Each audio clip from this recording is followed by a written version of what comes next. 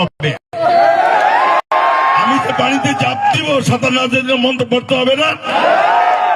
আমি খেলতেও জানি, আমি ফুটবলও খেলতে জানি, ক্রিকেটও খেলতে জানি, আমি সাঁতার জানি, সাঁতারও জানি। আমি যেখানে লাগাবেন সেইখানে আমি সর্বোচ্চটাই পারবো। আমার মনোবল আছে। মনোবল কিভাবে থাকে?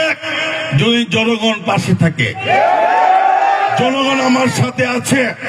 আপনারা দেখছেন 3 তারিখের পর থেকে আমি বালুকার বিভিন্ন ইউনিয়নে বিভিন্ন জায়গায় যাচ্ছি। কোথাও আমাকে নিরাশ দেখছেন, হতাশ দেখছেন, আমার মাঝে কোনো ক্লান্তি দেখছেন? আমার মাঝে যদি না থাকে তাহলে আপনারা একটু পরিশ্রম করবেন। আমি কিন্তু অর্থবিত্ত দিয়ে সবকিছু দিয়ে আমি পরিশ্রম করছি। আপনারা একটু বহু আন্দোলনের পরে আজকে যেখানে স্বস্তি পাওয়ার কথা, এখানে আজকে আপনারা বিভিন্ন ভাবে আপনারা আতঙ্কগ্রস্ত আছেন। ওইরকম নেতা আমরা চাই না বালুকায়, ওইরকম নেতা চাই না। নেতা যদি মানবিক না হয় তাহলে মানবিক বাংলাদেশ গড়বেন কিভাবে? সাম্যের বাংলাদেশ কিভাবে গড়বেন?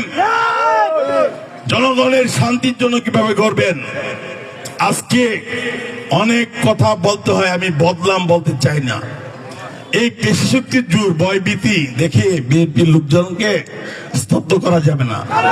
যেটা শেখ হাসিনা সরকারও পারে নাই। উনি জানতো না 4 তারিখ যে ওনার 5 তারিখ বাংলাদেশ থেকে যাইতে হবে। আপনারা কেউ জানতেন যে দেশ থেকে যাইতে হবে?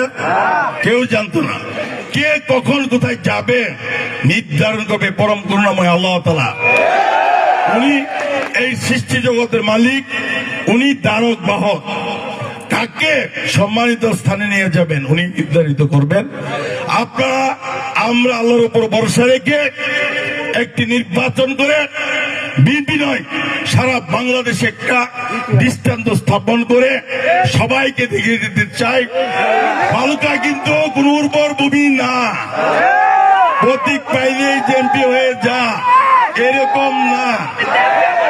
এক সময় বালুকার মানুষ মনে করত, কিছু লোক যারা আওয়ামী লীগ করতো, যে নৌকা দেখতে বলে তাদের চোখে ঘোড়া দেখতো, অন্য কোন ভোট দেখতে পারতো না। সেটাও কিন্তু বালুকার মানুষ প্রমাণ করছে যে ভালো প্রার্থী না হইলে তাকে ভোট না দিয়ে যোগ্য প্রার্থী তারা নির্ধারিত করে। এটা তো বালুকা অনেকটা কি বলে, মানুষের যে স্বাধীনতা, তারা যেটা চাই সেটাই হয়। আপনারা চাবেন